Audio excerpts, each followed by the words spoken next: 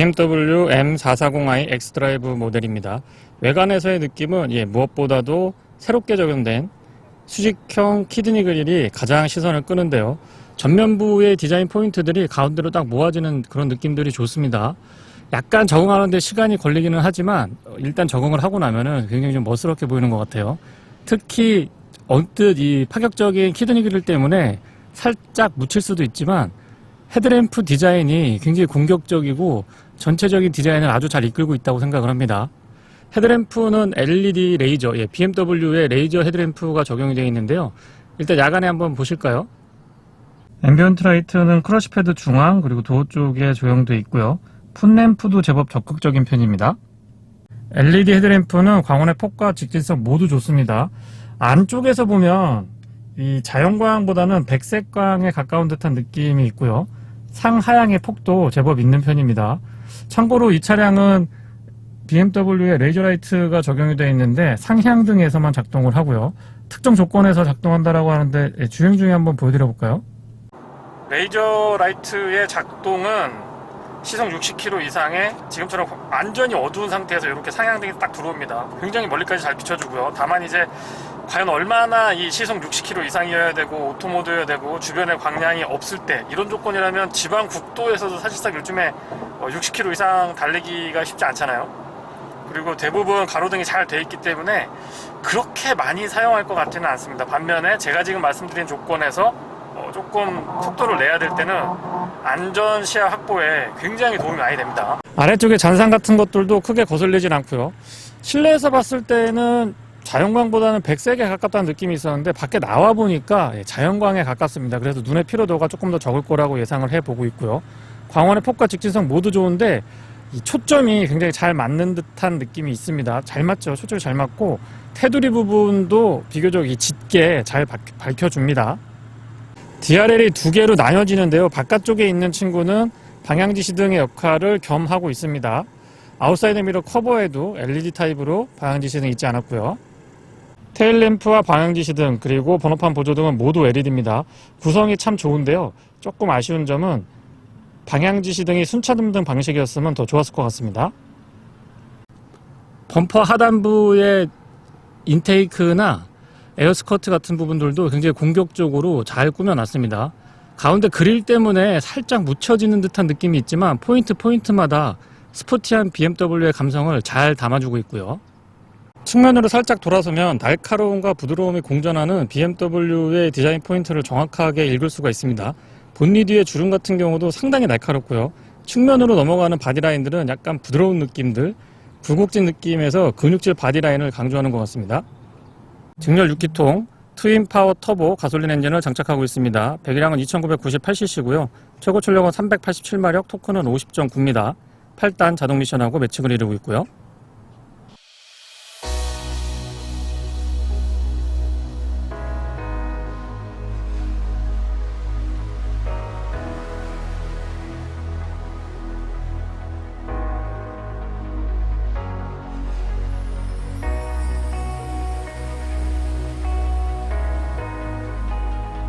넉넉한 휠베이스와 앞뒤 오버행, 특히 앞쪽 오버행이 상당히 짧은데요. 그 덕분에 돌격형이라고 표현을 좀 드려볼까요? 달리기 위한 차라는 느낌들을 잘 자아냅니다. 측면의 바디라인을 보시면 글라스 부분을 최소화시켰고요. 이 차체가 훨씬 더 커 보이게끔 디자인을 해놨는데 뒤쪽으로 이 마무리되는 C필러의 라인들이 기존의 BMW와 사뭇 다른 느낌들을 자아냅니다. 이런 포인트에서 향후 BMW 차량들의 디자인 흐름을 읽을 수도 있고요. 어쨌거나 측면에서 바라보는 느낌 굉장히 여유가 있고 스포티한 맛 잘 살려줍니다. 휠 타이어는 19인치 차량이고요. M 스포츠 전용 휠이 채택이 되어 있습니다. 앞쪽하고 뒤쪽 사이즈가 다른데요. 앞쪽은 225, 40, 19고요. 뒤쪽은 255, 35, 19입니다. 아웃사이드 미러 커버에는 약간 매트한 느낌의 컬러를 적용을 해주고 있는데 은근히 보면 볼수록 잘 어울리는 것 같아요. 주유구는 푸시 타입이고요. 안쪽에 많이 캡을 돌리지 않아도 되기 때문에 사용할 때 편리합니다. 파격적인 전면 디자인에 비교를 해보면 하단부의 로커 패널은 크게 기교를 부리지 않았습니다. 사이드 스커트는 그냥 평범하고요. 후측면 바디라인은 생각보다 차가 좀 커 보이는 듯한 느낌이 있고요. C필러 라인 끝으로 급격하게 떨어지면서 편안한 느낌의 곡선을 보여주고 있는데요. 확실히 차가 좀 커 보이고 안정감 있는 느낌들을 잘 표현해 줍니다. 가늘고 길게 디자인된 LED 테일램프 덕분에 조금 더 공격적이고 강인한 느낌들 잘 표현을 해주고 있습니다. 아래쪽에는 직관형으로 머플러가 더블 타입으로 준비가 되어 있는데요. 사각형의 머플러 팁은 BMW M을 잘 보여주고 있는 단면이라고 생각을 하고요. 디퓨저도 제법 공격적으로 잘 꾸며줬습니다. 한 가지 조금 아쉬운 점은 스포일러인데요. 스포일러가 그냥 바디 컬러로 조금 얌전하게 준비가 되어 있는데 여기에 카본으로 포인트 조금 줬으면 더 좋지 않았을까 싶습니다. 트렁크는 전동은 아니고요. 텐션이 조금 있는 편이라서 마치 전동이 열리는 것처럼 그렇게 작동을 해줍니다. 트렁크 공간은 스포츠 쿠페임을 감안을 해보면은 그렇게 나쁜 공간은 아닙니다. 좌우측에 이렇게 별도로 공간을 조금 더 파놨기 때문에 세차용품 같은 거 보관을 하시면 좀 깔끔하게 운영을 하실 수가 있고요. 소소한 부분이지만 커버링 같은 거에 굉장히 신경을 많이 썼습니다. 그리고 뒷좌석을 보시면 여기 분할된 게 보이시는데요. 4, 2, 4 해가지고 3개를 나눠가지고 각각 2열 등받이를 접으실 수가 있습니다. 이 레버 잡아당기시면 작동을 하고요. 안쪽에 손잡이는 운전석 뒤, 조수석 뒤 모두 다 갖춰놔서 어떤 경우에도 좀 편안하게 사용을 하실 수가 있습니다. 당겼을 때는 이렇게 가볍게 당기셔도 작동을 할 수가 있고요.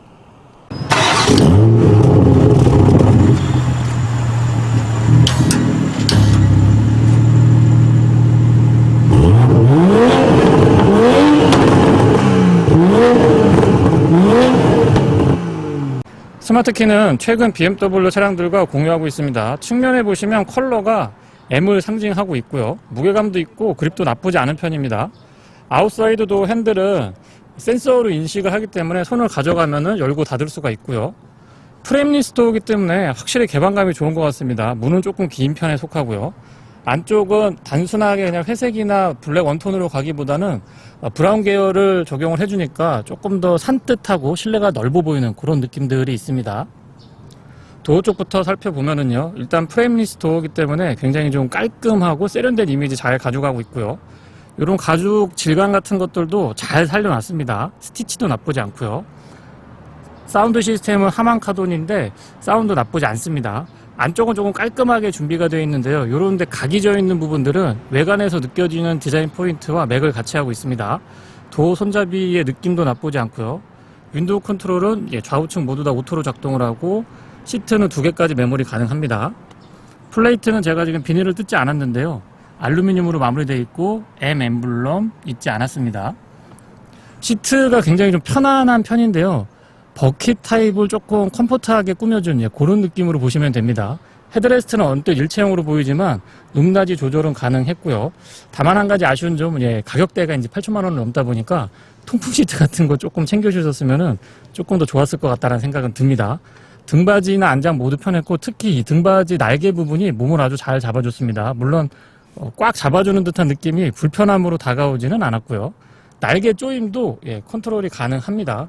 이 위에 버튼을 누르시면 날개 조임 컨트롤 가능하고요.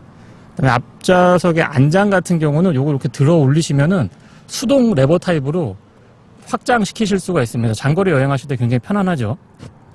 센터 터널이 높고 길게 쭉 연결되어 있고 기어 노브가 살짝 작은 듯하게 보입니다. 측면에서 봤을 때에는. 페달은 오르간 타입인데요. 금속하고 고무가 혼합이 되어 있어서 스포티한 맛을 잘 살려줍니다. 틸팅 앤 텔레스코픽은 이 아래쪽에 있는데 수동 레버 타입이고요. 소소한 부분이지만 여기 이렇게 열면은 또 별도의 수납 공간이 있는데 은근히 또 여기 많이 들어갑니다. 지갑이나 뭐 여러 가지 소지품 같은 거 보관하시기 좋습니다.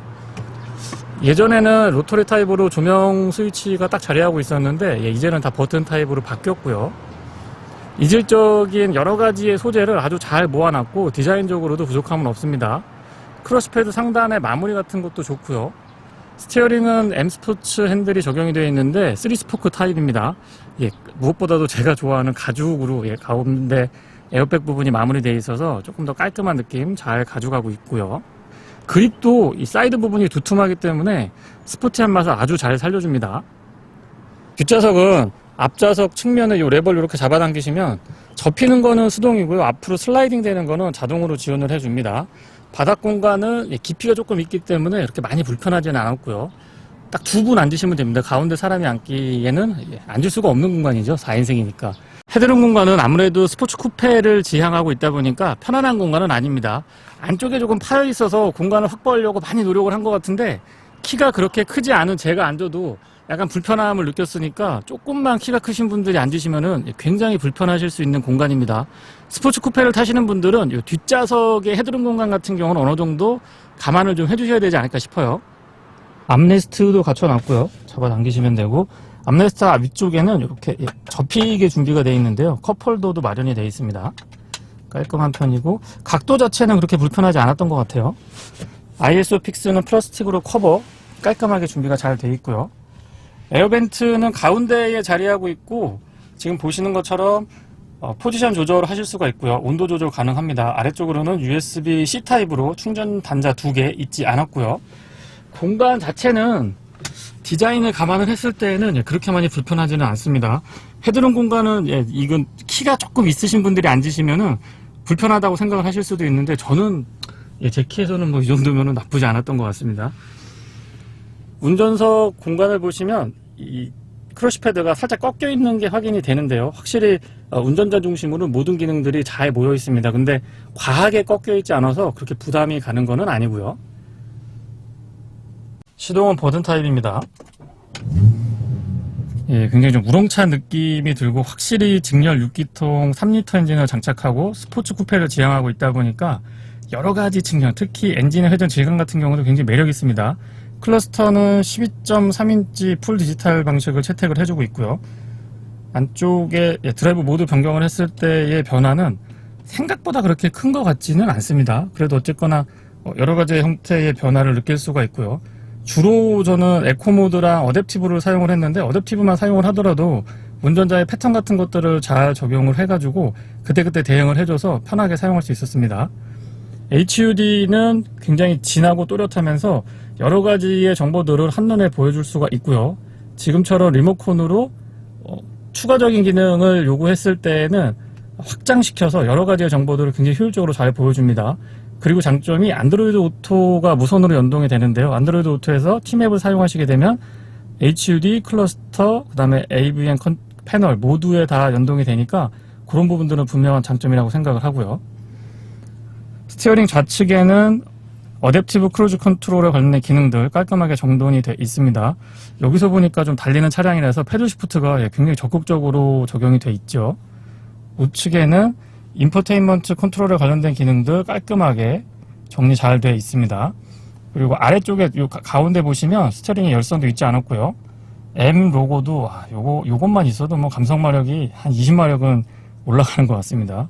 그립감 굉장히 좋고 여성 운전자들이 이 차 딱 잡아보시면은 약간 그립이 좀 도톰하기 때문에 살짝 부담스러울 수도 있겠다는 생각이 듭니다. 하지만 남성 운전자분들한테는 뭐 더없이 좋은 선택이 되겠죠. AVM 패널은 보시는 것처럼 10.25인치가 적용이 되어 있고요. 터치감도 굉장히 좋고 여러 가지 기능들을 깔끔하게 보실 수가 있습니다. 기능이 너무 많아가지고 공부는 조금 하셔야 될 것 같아요. 후방 카메라는 어라운드 뷰 포함을 하고 있고 해상도가 나쁘지 않고요. 이 가이드 라인 같은 경우도 굉장히 민감도 높게 잘 따라와 줍니다. 주차 보조 기능이 있고 후진 보조 장치가 있는데요. 주차 보조 기능은 주차를 하고 주차한 공간에서 뭐 직렬, 그러니까 평행 주차나 이 직각 주차 같은 거 지원해 주고요. 빠져나오는 것까지도 지원을 합니다. 그리고 후진 보조 장치는 좁은 골목길에서 앞으로 나갔다가 다시 뒤로 돌아와야 될 때 저 장치만 선택해 주시면 편안하게 사용하실 수가 있습니다. 카메라 뭐 나쁘지 않죠? 카메라가 좀 독특하게 구성이 되어 있는데 이렇게 이게 3D 뷰까지는 보이는데 자동으로 하면은 지금 제가 기본 세팅이고요. 이렇게 3D 뷰를 선택을 하셔서 차량을 놓고 주변을 조금 더 현실감 있게 보여주기도 합니다. 안전운전에 도움이 많이 되죠.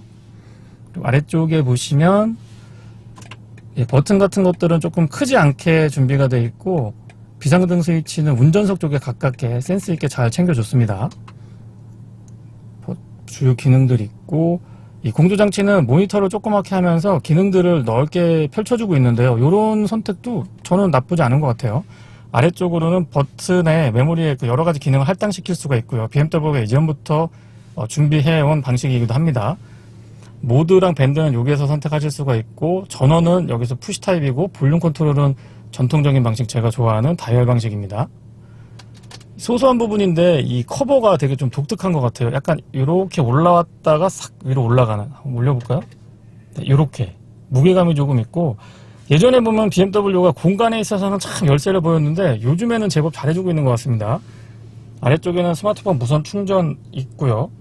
USB A타입 입력 단자가 여기 있는데, 여기 USB 메모리 이렇게 꽂게 되면은 안쪽에 스마트폰 무선 충전을 사용하려고 할 때 약간 좀 불편하긴 하더라고요. 그런 건 좀 개선이 필요해 보이기도 했고요. 소소한 부분이지만요. 컵홀더는 2개 준비되어 있고 12V 파워 아울렛도 있지 않았습니다. 기어 노브는 아까 측면에서 봤을 때 굉장히 작게 보인다고 말씀드렸는데, 운전석에 앉아서 보면 그립도 좋고 위치도 좋고요. 사용하기에 굉장히 편안합니다. 이렇게 하면 S 모드 전환되고 수동으로 선택하실 수도 있고, P 모드는 이제 뒤에서 버튼을 살짝 눌러주시면 됩니다. 요거 이제 크리스탈로 어떤 차량의 BMW 어떤 라인업에 보면은 크리스탈로 선택이 되어 있기도 한데, M440i 정도면 이제 그런 것도 조금 넣어줬으면 더 좋지 않았을까 싶고요. 주변부의 버튼도 깔끔하게 준비가 되어 있고요. 자세 제어 장치부터 이 차량 시동, 그리고 아래쪽으로는 드라이브 모드, 스포츠 컴포트, 에코 프로, 어댑티브 이렇게 선택하실 수가 있고, 오토홀드랑 전자식 파킹 브레이크는 나란히 자리하고 있습니다. 아이드라이브는 제스처 컨트롤을 포함을 하고 있고요. 세대를 거듭하면 거듭할수록 참 사용하기 편리하게 잘 만들어져 있고, 이 동작을 했을 때 딱딱 끊기는 요 맛도 굉장히 손맛이 좋습니다. 예, 손맛이 좋습니다. 센터 터널은 약간 높으면서 길게 쭉 연결이 되고요. 암레스트의 역할도 충분히 잘 해주고 있습니다. 안쪽에 공간도, 이거 보세요. 예전 같으면 BMW 공간 정말 안 좋았거든요. 저도 260, 528i를 갖고 있었는데 그때는 참 공간이 아쉬웠었는데, 지금은 공간에 대한 아쉬움도 크게 부족한 건 못 느낍니다. USB 입력 단자, 그러니까 입출력이 가능한 C타입 갖춰주고 있고, 조명도 있지 않았습니다. 센스 있죠? 이런데 마무리도 신경 참 많이 쓰고 있어요. BMW가 소소한 부분이긴 한데 크러쉬패드 디자인을 보면은 이 꺾이는 게 아니고 이렇게 가운데로 이렇게 모아집니다. 그래서 위에서도 공간감이 좋고 아래쪽의 공간도 활용할 수 있게끔, 예, 센스를 좀 잘 발휘하고 있죠. 앰비언트 라이트는 낮에 봐도 보일 정도로 진한 편입니다. 조석 수납 공간 여기서 잡아 당기시면 되고, 예, 이 수납 공간에 턱이 조금 있어서 안쪽에 공간이 그렇게 나쁘다고 볼 수는 없는데 진입하기가 썩 좋은 편은 아닙니다. 다만 이제 여러 가지의 물건을 보관하실 때 뒤쪽으로 빠져나오지 않는 장점은 있고요. 선바이저는 조금 얇은 편이고 거울이 그렇게 크진 않네요. 위쪽에 LED로 조명 준비가 되어 있는데 슬라이딩 타입으로 이렇게 연동되게 되어 있습니다. 그리고 메인 조명은, 예, 근사하게 막 이렇게 패턴 같은 것들이 보이고요. LED로 준비되어 있고 밤에 보면 굉장히 밝습니다. 선루프는 일반형이고, 글라스 한번 열어볼까요? 꽤나 큰 편이라서 이 정도면은 뭐 파노라마 타입 선루프 크게 필요 없을 것 같아요. 어차피 스포츠 쿠페고 그렇게 루프가 많은 면적을 차지하지 않기 때문에 이 정도면 충분하다고 봅니다. 안쪽에 룸밀러 같은 경우는 테두리를 얇게 가져가고 있어서 실제보다 조금 커 보이면서도 좀 깔끔한 느낌들 이어가고 있고요. 먼저 자동차 전용 도로에서 시승을 해보고 있습니다. 처음 드는 느낌은 이 스티어링의 감각하고 무게중심, 그러니까 다시 말하면 전체적으로 코너링에 대한 밸런스인데요. 굉장히 좀 희한한 느낌을 받았습니다. 보통 차가 코너링을 가져가게 되면 이렇게 기울어지거든요. 이렇게 기울어지는데 이 친구는 스포츠 모드로 코너링을 강하게 가져가면 이렇게 되는 것 같아요. 이렇게 안 되고 이렇게 차량이 이동을 할 정도로 코너링이 굉장히 경쾌하면서도 날렵하고 민감도가 상당히 높은 수준입니다. 거기에 안정감도 있고요. 그도 그럴 것이 이 차는 무게중심이 신형 3 시리즈랑 비교를 해도 약 2cm 이상 낮게 잡혀있기 때문에 확실히 무게중심이 낮아서 오는 이점들을 충분하게 챙겨주고 있습니다. 파워트레인은 직렬 6기통 3리터 엔진을 장착을 하고 있는데요. 357마력인가요? 8마력 정도 발휘를 하고 토크가 50으로 알고 있는데 차고 넘칩니다. 예, 일반인들이 만약에 스포츠 쿠페 2차로 운행을 하시면 차고 넘친다고 생각이 들고요. 조금 달리시는 분들한테도 크게 아쉬울 것 같지는 않습니다.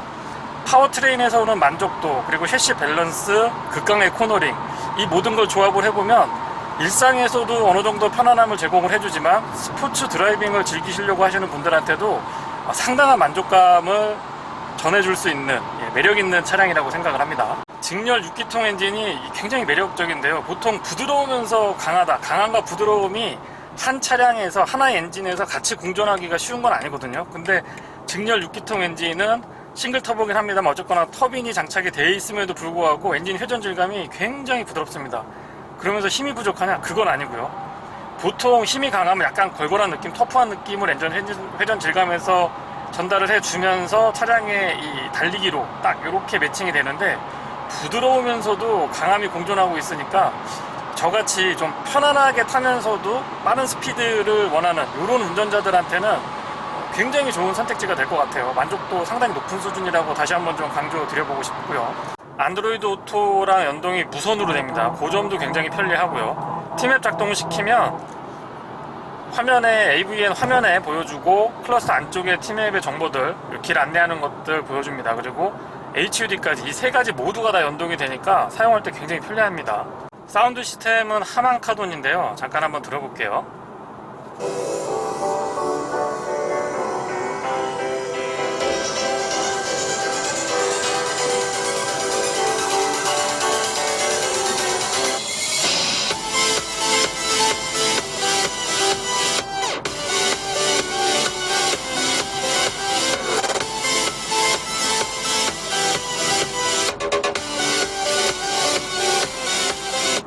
네, 일반 오디오에 비해서 확실히 이 고음대하고 저음대가 잘 구분이 되는 것 같습니다. 특히 고음대에서 좀 찰랑찰랑한 맛이 있는 것 같고요. 중음이나 저음도 기본적으로 좀 탄탄하다는 느낌 받습니다. 물론 이 소리가 잘 뭉개지지 않고 음역대별로 귀에 딱딱딱딱 꽂히게끔 잘 들려주는 것 같아서 저는 이 정도면은 뭐 저 같은 막귀인 일반인이 들었을 때는 충분하다라고 보고요. 소음하고 진동 부분은 확실히 이 밤에 터널 안에 들어왔을 때 좀 도드라지게 느낄 수가 있는데요. 낮보다는 밤이 조금 더 상대적으로 크게 느껴지긴 합니다. 일단 측면에서의 소음은 이중적 합차음 유리가 아닌 건 감안을 했을 때 비교적 잘 대응을 해줍니다. 특히나 이 프레임리스 도어를 채택을 하고 있는 차량 치고는 이 정도면 공명음이나 풍절은 대응 잘 해주고 있고요. 반면에 상대적으로 노면에서 들려오는 타이어 마찰음은 약간 있는 편입니다. 참고로 지금 제가 주행하고 있는 차로는 아스팔트가 아니고 시멘트 고속도로인 점을 감안해서 들어주셨으면 좋겠고요. 브레이크의 반응은 다분히 BMW스럽게 부드럽게 밟히는 것 같은데 이 담력이 상당히 좋습니다. 초반부터 꾸준하게 콱 잡아주니까 조금 과격하게, 나도 모르게 차를 잡고 과격하게 운전하더라도 안정감 있는 느낌들이나 브레이크가 든든하다 보니까 거기에서 오는 어떤 심리적인 편안함, 이런 것들도 참 잘 구현을 해주고 있습니다. 이 차에서는 오로지 달리시기만 하면 될 것 같아요. 차량의 무게중심도 낮지만 시트 포지션도 일반 차량들에 비해서는 굉장히 낮게 선택을 하실 수가 있습니다. 이 정도의 시트 포지션, 앞좌석을 말씀을 드리면 이 정도의 시트 포지션이라고 한다면은 서킷에서 헤드기어를 장착을 하시고 운행을 하셔도 저같이 키가 그렇게 크지 않은 사람들은 헤드룸에 여유가 느껴질 정도로 공간감에 있어서는 크게 부족하다라는 느낌은 들고 있지 않고요. 스포츠 쿠페임을 감안을 해보면 그러니까 측면에서 봤을 때 뒤쪽은 유리가 많이 작거든요. 근데 앞좌석에 앉아보면 앞쪽의 유리라든가 이 측면의 유리 같은 경우는 편안합니다. 시야가 편안하고 이렇게 딱 트여 있다라는 느낌이 들어서 외관에서 봤을 때의 유리가 조금 작고 이 바디 부분이 좀 크게 보여서 스포티한 맛, 강인한 느낌들은 또 챙겨갈 수 있고요. 실내에서는 그렇게 불편하다라는 느낌, 시야가 안 좋다라는 느낌 들지 않습니다. 아웃사이드 미러가 크진 않아요. 크지는 않은데 바깥쪽의 광각 부분은 적절하게 처리를 해줬기 때문에 운전 시야가 답답하다라는 느낌도 들지 않았고요. 블라인드 스팟, 지금 화면에 조금 잘릴 것 같기는 한데 주황색으로 삼각형으로 표시를 해줘서 그런 부분들도 안전운전에 도움이 됩니다. 시속 100km는 8단 수동으로 고정을 했을 때 1750rpm 정도에서 구현이 되는데요. 비교적 낮은 rpm에서 시속 100km를 구현을 해주고 있다 보니까 연비라든가 소음하고 진동 측면에서도 어느 정도의 이익은 가져가고 있습니다. 스포츠 모드에서 급가속 같은 거 해보면 순간적으로 이렇게 쫙쫙 치고 나가는 느낌이 굉장히 강인한 편입니다. 거기에다가 S모드로 기어 모드를 변색을 하게 되면은 평상시에는 기어비가 조금 넓게 가져가고 있지 않나 이런 느낌이 드는데 빠릿빠릿하게 팍팍 치고 올라와 주니까 운전의 재미가 상당한 편이고요. 또 엔진 브레이크를 거는 부분도 BMW답게 굉장히 적극적인 모습들을 보여줍니다. 그래서 이런 그 셋업으로 만약에 와인딩 로드를 달리시게 되면 아마 웬만하신 분들은 충분히 만족하지 않을까 싶은 생각이 들 정도로 이 스포츠 드라이빙에 있어서의 대응이 상당히 적극적인 편이에요. 뒤쪽에서 팝콘 튀길 정도의 배기음은 아닙니다만 어쨌거나 좀 울림이 있죠. 저음도 좀 강한 편이고 따다당 따다당 나오기는 하는데 이 팝콘 튀기는 배기음이 굉장히 적극적이라고 보기는 어렵습니다. 다만 이제 저같이 조금 너무 과하지 않으면서 팝콘 튀기는 느낌도 좀 나야 되고 엔진 브레이크도 좀 걸렸으면 좋겠고, 그러니까 부드러움과 강함이 공존하기를 원하는 저 같은 운전자들한테는 정말 좋은 선택이에요.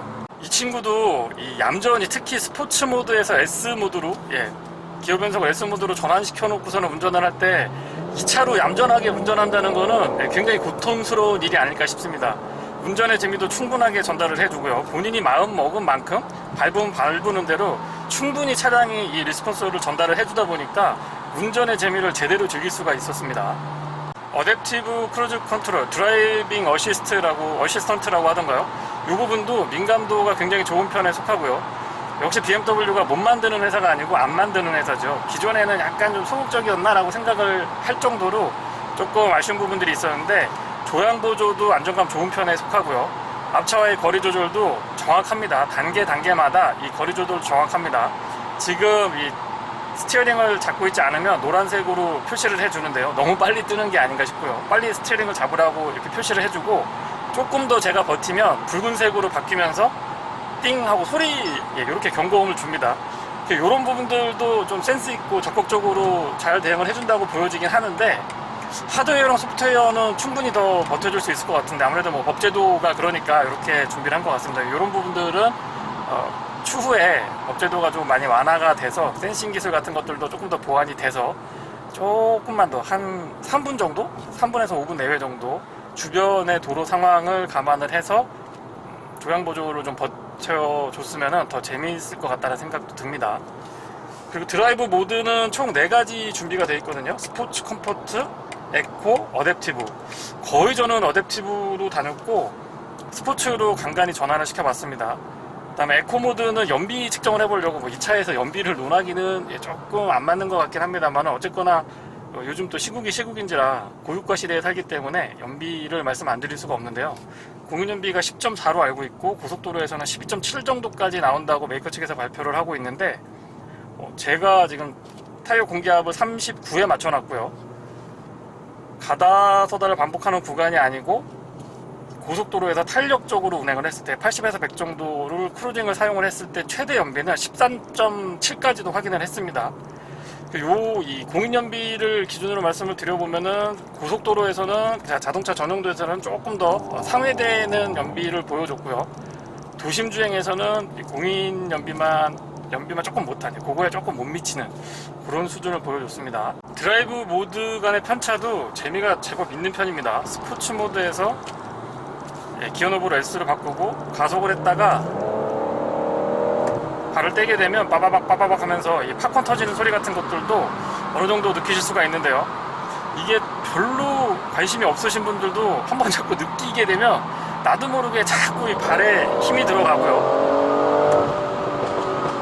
순간적으로 저 탁탁탁탁 치는 느낌들을 조금 더 경험해보고 싶어서 운전이 많이 거칠어지는 건 어쩔 수가 없을 것 같습니다. 기본적으로 후륜 베이스 차량이긴 한데요. 엑스드라이브가 더해지게 되면 아마 웬만한 코너링에서는 거의 뉴트럴에 가깝다라는 느낌을 받게 됩니다. 물론 약간의 오버 성향이 느껴지기는 하는데 그거는 좀 극한으로 몰아붙여 봤을 때고요. 일상적인 조건이라고 한다면 전자장비가 또 적극적으로 개입을 해주는 편이기 때문에 뉴트럴한 느낌들, 안정감 있는 느낌들 꾸준하게 가지고 가실 수가 있습니다. 상대적인 부분이긴 한데요. 가격이 어쨌거나 8천만 원이 넘거든요. 근데 제 개인적인 생각은 심리적인 마지노선, 2차, 그러니까 4시리즈에 대한 심리적인 마지노선을 감안을 해보면 7천만 원대 후반으로 가격 설정을 했으면 조금 더 시장에서 좋은 반응을 확인할 수 있지 않았을까, 그런 아쉬움은 조금 남긴 합니다. 물론 이제 BMW는 여러 가지 프로모션이 굉장히 적극적인 브랜드 중에 하나이기 때문에 적절히 잘 대응할 거라고 예상을 합니다만은 그래도 이 기본적으로 시장에 나왔을 때 차량의 공식 가격을 기준으로 말씀을 드려보면 저는 심리적 마지노선이 7천만 원대 후반에서 설정이 됐으면 조금 더 대중성을 확보할 수 있지 않았을까라는 생각도 해보게 됩니다. 앞쪽에는 맥퍼슨 스트럿, 뒤쪽에는 멀티링크의 서스펜션 조합이고요. 기본적으로는 약간 오버 성향이 있긴 합니다. 근데 엑스드라이브가 선택이 되어 있기 때문에 아마 일반인 분들이 공도에서 느끼는 정도라고 하면, 제가 봤을 때 주행 안전장치 끄지 않은 상태면 거의 뉴트럴에 가깝습니다. 쫀득한 느낌의 서스펜션이 아주 잘 버텨주고요. 거기다가 앞뒤의 그립감이 꾸준하게 확보를 해주니까 굉장히 적극적인 편이거든요, 엑스드라이브가. 그래서 거의 뉴트럴에 가깝다라는 느낌을 받고, 어떤 상황에서도 빠릿빠릿하게 이 그립을 확보해주고 구동력이 확보가 되니까 그런 부분에서의 안정감은 대단히 좀 높은 편입니다. 도심주행 연비는 9.1km입니다. 공인연비가 10km대로 제가 알고 있는데, 도심주행에서 공인연비는 9km고요. 실제 주행을 해보면 8.5 정도, 8.5 정도 평균 유지를 해줬고, 가다서다가 반복되고 정체가 심한 출퇴근 시간에는 7.2km 정도, 6km까지 떨어지진 않았는데요. 7km 초반까지는 떨어지더라고요.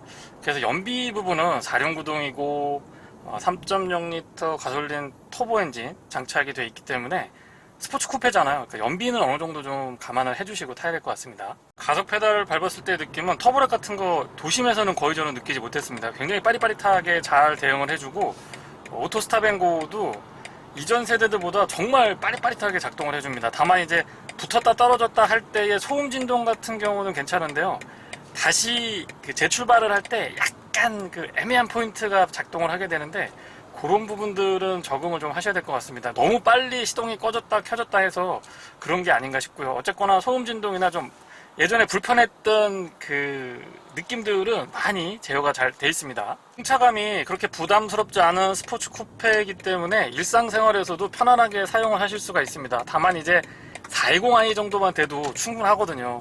근데 M440i 엑스드라이브 같은 경우는 차고 넘치는 차 중에 하나이기 때문에 도심에서만 타기에는 좀 아까운 듯한 느낌이 있습니다. 스티어링의 안정감은 굉장히 좋은 편에 속하고요. 그립은 남성 운전자분들한테는 나쁘지 않은데, 여성 운전자분들이 잡게 되면 특히 이 부분은 조금 부담스럽게 느낄 수도 있겠다는 생각이 듭니다. 유격이 거의 없습니다. 유격이 거의 없고 안정감이 굉장히 높은 편에 속하기 때문에 이 드라이빙의 즐거움이라고 하는 부분도 BMW 4 시리즈 스포츠 쿠페 같은 거 한번 운행을 해보시면 왜 사람들이 와인딩에서 그렇게 달리는지, 코너링을 좋아하는지, 차를 가지고 그렇게 달리려고 하는지 같이 공감을 하실 수 있을 것 같아요. 스포츠 쿠페라고 해도 공간감은 적어도 앞좌석에서는 전혀 불편하거나 쫓타라는 느낌을 받기는 어렵습니다. 다만 이제 실내 리뷰 때도 제가 살짝 언급을 드렸긴 합니다만은, 뒷좌석은 어느 정도 감내를 하셔야 되고, 특히 뒷좌석 헤드룸 공간은 어린아이들은 몰라도 성인 남성분이 타고서는 어디 장거리 이동하시기에는 특히 헤드룸 공간이 많이 좀 불편하실 수도 있습니다. 오히려 휠베이스가 좀 받쳐주기 때문에 이 레그룸 공간은 어느 정도 확보가 되어 있다라고 보고요. 네, 이상 BMW M440i 엑스드라이브 모델의 시승기를 마치겠습니다. 고맙습니다.